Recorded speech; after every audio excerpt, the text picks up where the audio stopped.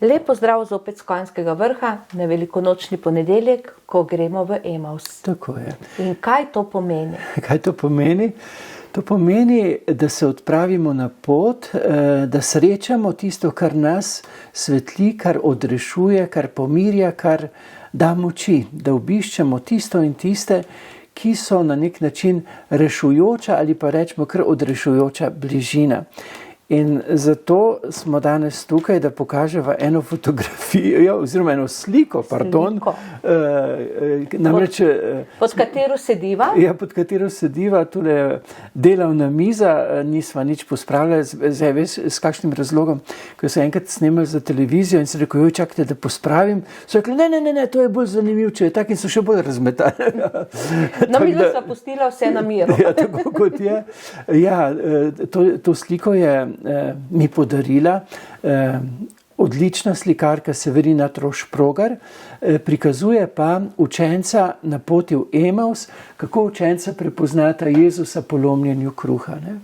In tudi mi moramo na tej poti svojega življenja prepoznati drug drugega v tisti pristni človeški bližini, zaradi katere lažje živimo zgodbo svojega življenja, ker nismo osamljeni, ker imamo tiste prisotnosti, zaradi katerih nam je lepo in vredno živeti. Ne? Na pot se pa odpravimo zato, ne samo, da srečamo ljudi, tiste, ob katerih nam je dobro biti, ampak da srečamo tudi vse, kar nas v stvarstvu v naravi obdaja. In tega je toliko, da smo res lahko hvaležni, da živimo v tem prekrasnem delu naše zemeljske stvarnosti, zemeljske oble, te naši lepi domovini Slovenije.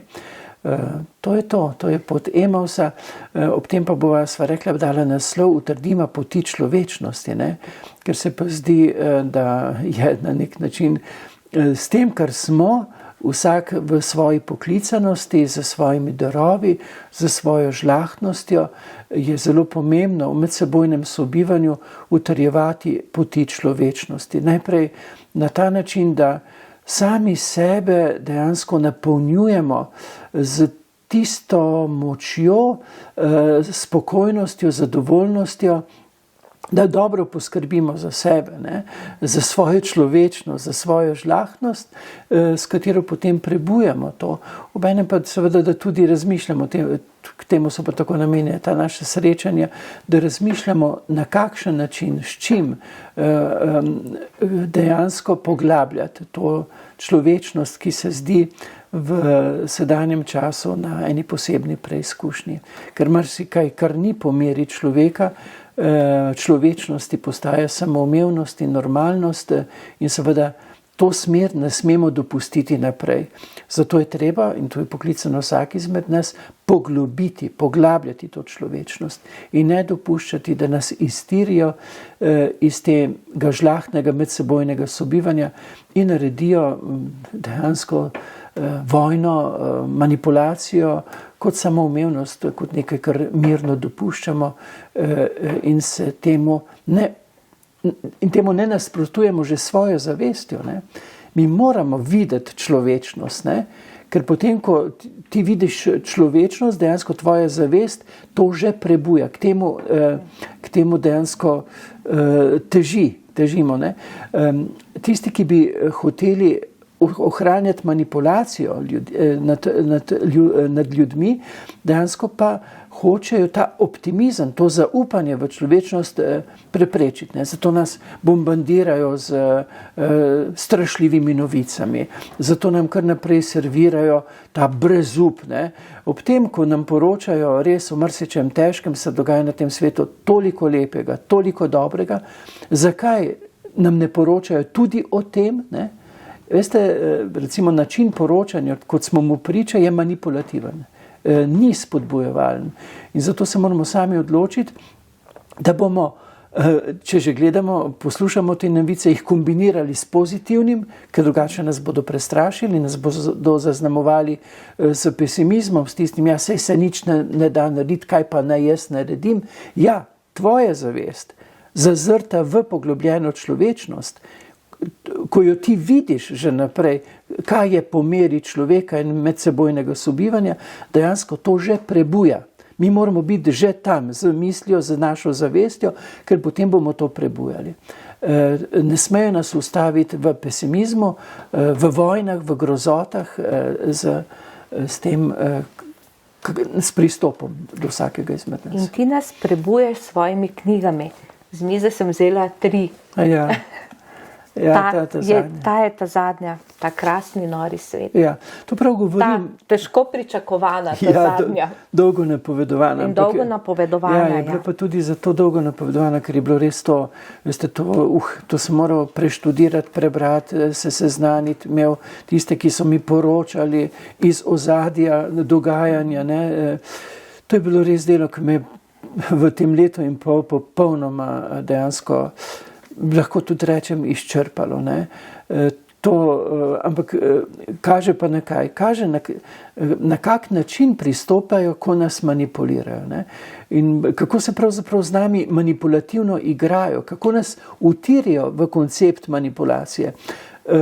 In seveda konča se knjiga rešilno, kako iz tega izstopiti in se osvoboditi. Ne.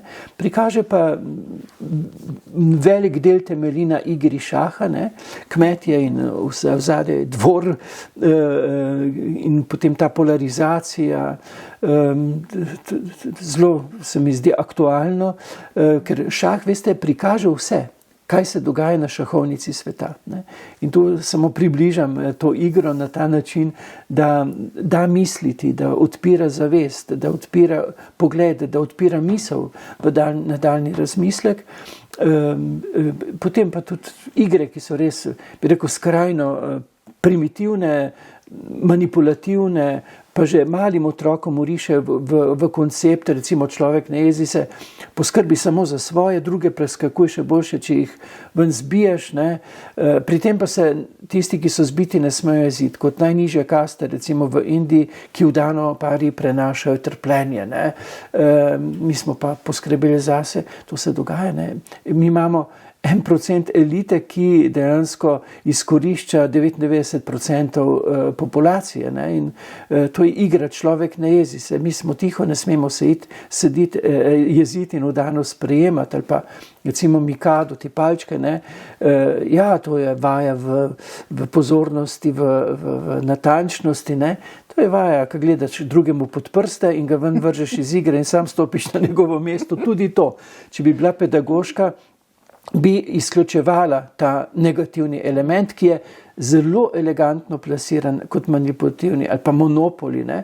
Tam neka privat banka Ameriške federalne rezerve vtipkajo računalnike eno cifro, ne, s katero nas manipulirajo. Mi pa moramo dejansko imeti denar, da kupiš kilogram kruha. Ne.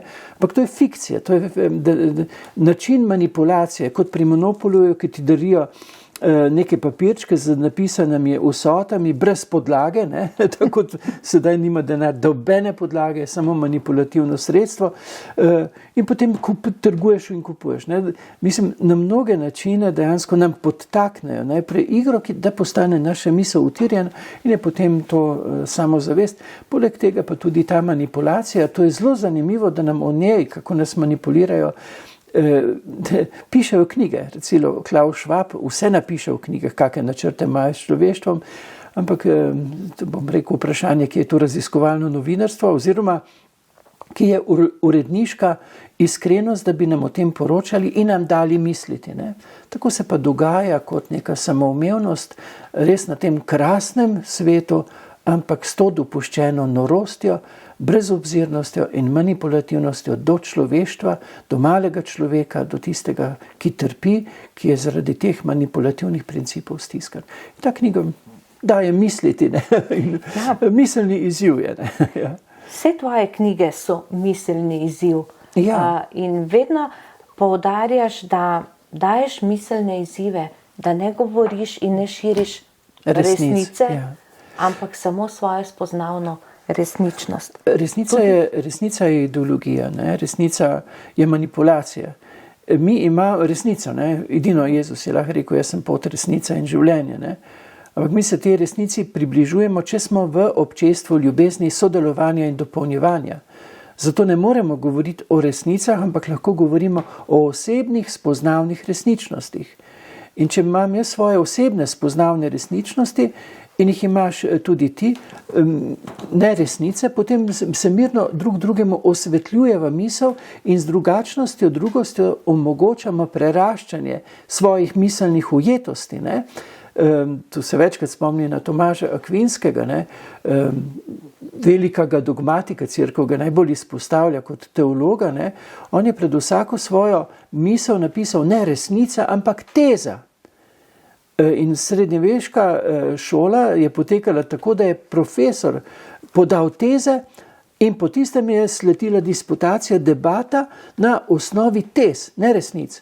Ker če ti podam jaz resnica, pa si pa lahko sam ti tiho imaš sedanji koncept, samo resnico ponoviš in prije v to strašljivo manipulacijo, ko postavijo najprej, začne se z šolo, postavijo pred tabo avtoriteto, ti moraš samo ponavljati, da si nagrajen, na koncu pa postavljajo pred nas, pred ekrane osebo, ki nam govori resnico, enoumje in nam sploh ne dovoli misliti, mi moramo slepo ponoviti to, kar je on rekel, čeprav je popolnoma skregano z logiko, ne? Oziroma je očitno manipulativno. Ne? Povrniti se bomo morali, ne? K govorjenju na osnovi osebnih spoznavnih resničnostih. Ne? In to, kar je dejansko sveto, je pa ljubezen. Pravično, ampak še preden govorimo o ljubezni, moramo spregovoriti o medsebojni spoštljivosti, pravičnosti in odgovornosti. To je osnova. Ne? Potem pa o ljubezni. Na podlagi dialoga, torej pristopa, v katerem pripovedujemo drug drugemu svoje spoznanja, ki so osebne spoznavne resničnosti, ki jih dajemo v miselno preraščanje in približevanje resnici, pisano z veliko, če bomo v ljubezni. Če pa nismo v ljubezni, pa vsakopršno približevanje resnici navadna manipulacija, navaden larifari. Ne? Samo ljubezen je pokazatelj, da se približujemo resnici. Ostalo je dvobojevanje, poniževanje, zaničevanje, poudarjanje lastnega jaza, lastne spoznavne resničnosti kot resnice, to je pa religija, ne? Ampak tudi religija govori o ekumenizmu, ne? Končno, da se slišimo, da si pripovedujemo. Ne? Tudi Jezus je samo na človeški način približal Božjo stvarnost v čas in prostor, ne? Torej to, kar je Bog sam v sebi, pa dejansko bomo videli, ko bomo prestopili prag večnosti, ampak pol tisti, ki so to doživeli, ponovadi niso hteli nazaj. Ampak na tak način pogovarjanje, na tak način je pa malo težje kot tisto zagovarjanje svoje resnice. Navadili so nas na to, ne? Navadili so nas na dvobojevanje. Ne? In tudi to je eden od teh manipulativnih načinov. Ne? Če stopim jaz pred vas kot pater in imam resnico, ne? Kadar ponovim Jezusove besede, v teh besedah zgodovina ni mogla prepoznati niti ene stran poti, da bi se človek ali pa družba ne uresničila, ker govori, rekel, ker zlato pravilo, kar želiš, da drugi stori tebi, stori tudi ti drugemu, čisto preprosto. Ne? Ostali pa moramo pač biti pozorni in pazljivi, ko govorimo in se zavedati, da ni nihče od nas prijel Boga za brado. Jaz lahko prijem sam sebe za brado, to še ni Bog, to ni resnica, to je samo osebno spoznavna resničnost in lahko govorimo o tezah. In zato imaš rdeče in modre teze, rdeče in modre o katerih je tudi dobro govoriti, dobro jih prebrati. Ja, miselni izzivi so. Predvsem se mi zdi tale pomembna, to 95 tez, pribitih na vrata svetišča kapitalizma za osvoboditev od zajedavskega hrematizma, ker končno obudi to, kar so stari modreci vedeli. Kaj so vedeli? Da je ekonomija sama po sebi v svojem poslanstvu etična. Ne? Ker starogrška beseda ekonomija vsebuje dva pojma, to je pa zakon in dom. Ekonomija mora odkrivati zakonitosti, po katerih se vsi na tem svetu počutijo na tem svetu doma. Ne samo ljudje in tudi živali, preostalo stvarstvo. Aristotel jasno loči nasprotje tega, to je pa hrematizem. Hrematizem pa je tista družbena oblika, v kateri večina dejansko v bolj ali manj suženskem, izkoriščevalskem modelu dejansko služi peščici izbrancev.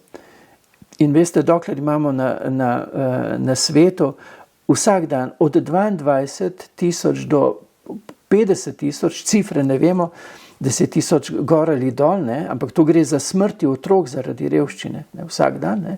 Mi ne govorite, da ta svet obvladuje logika ekonomije, zaradi katere bi se vsi čutili na tem svetu doma, ampak je to očitno zajedalski hrematizem. V hrematizmu kopičenje kapitala posameznika ni omejeno, je brezmejno, je lahko izkoriščevalsko. V ekonomiji je kopičenje imetja kapitala posameznika omejeno glede na skrb do bližnjih. In politika, narodna in pa seveda tudi globalna, bi morala biti takšna, da bi poskrbela, da lačnih na tem svetu ne bi bilo. Ker pa ta svet obvladuje logika hrematizma, ki se skriva za pojmom ekonomija, je pa ta zlovešča krivičnost dopuščena. Sam pravim, da je hrematizem največji transvestit našega časa, ker se preoblači v svoje nasprotje v ekonomijo in se izdaja za to, kar ni. In je skrajno nespodoben, nedopusten. In če govorimo o utrditvi človečnosti, ne, bomo morali tega transvestita razkrinkati v njegovi zločestosti in dejansko ekonomijo osvoboditi od hrematizma, zelo na kratko povedano. So pa to seveda 95 izzivov, ne, ki zopet da misliti, ki provocira misel, da mislimo. Mi moramo danes misliti, mi moramo buditi zavest v smeri poglobljene človečnosti. Nas ne smejo futrati s tem, kar dejansko človečnost omejuje, nas dejansko nam zapacati misli. Mi moramo misliti to, kar nas osvobaja, ne pa da nam drugi polnijo naš miselni sistem s popolnoma odvečnimi informacijami, ki so za povrh še manipulativne, ker jih plasirajo na način, ki omrtviči človeka, kot sem že rekel, ali z strahom, ali s pesimizmom, ali brezupom, vse se nič ne da narediti. Zavest se prebuja, ampak ta zavest, globalna zavest je odvisna tudi od tvoje zaveste in od moje zavesti, ker trije miselno prebujeni posamezniki prebudijo, na 1000 prebivalcev prebudijo kvantni premik zavesti. In zato šteje vsak ozaveščen. Nihče izmed nas danes ne more reči, ne, se bom pa vse se nič ne da narediti in se bo pacal s pomočjo strahu in manipulacij svoje možgane v brezizhodnost. Ne. Pred nami je rešitev, ampak ta rešitev potrebuje tudi tvojo prebujeno zavest in je potrebno brati stare modrece in tiste, ki nam zavest odpirajo v smeri novosti, v smeri tega oblike družbenega sobivanja, v kateri bomo lahko rekli, da je po meri človeka in po meri spoštljivega, človeškega, žlahtnega, pravičnega odnosa tudi do preostalega stvarstva. Zato zaključiva s tem, prebudimo se, mislimo, razmišljamo in bodimo že tam, v poglobljeni človečnosti, prebujeni človečnosti, tudi zato, ker smo se danes družili, pa smo se malce dali drugemu spodbudo. Jaz vas sicer ne vidim, vi vidite mene, ampak veste, to je tudi ta kvantna zakonitost, ne? Mi se zaznamo, ne? Mi se zaznamo, tudi če vas gledam zdaj tjale preko tega telekamere, mi se že zaznavamo. To je ta sveta enost, ne? Ta mističnost, ta enost človeštva, ki mora dejansko poglobiti človečnost in jo moramo misliti in videti in že biti z zavestjo in mislijo tam, ker se bo potem zavest v tej smeri lažje prebujala. Lep pozdrav z Konjskega vrha. Lep pozdrav.